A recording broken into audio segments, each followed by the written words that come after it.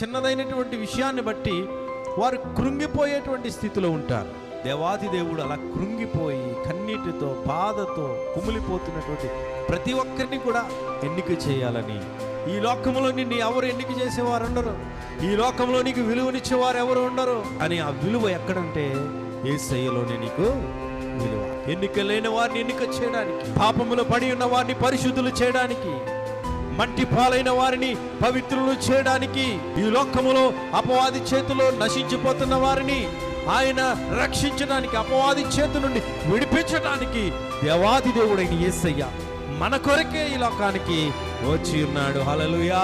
డబ్బున్న వారి కొరకు రాలేదు, ఆస్తిపాస్తులు ఉన్న వారి కొరకు రాలేదు, పలుకుబడి ఉన్న వారి కొరకు రాలేదు, అధికారుల కొరకు రాలేదు. ఏ మానవుడైతే పాపిగా నశించిపోతున్నాడో ఆ మానవుడిని రక్షించటానికే దేవాతి దేవుడి లోకానికి వచ్చినాడు.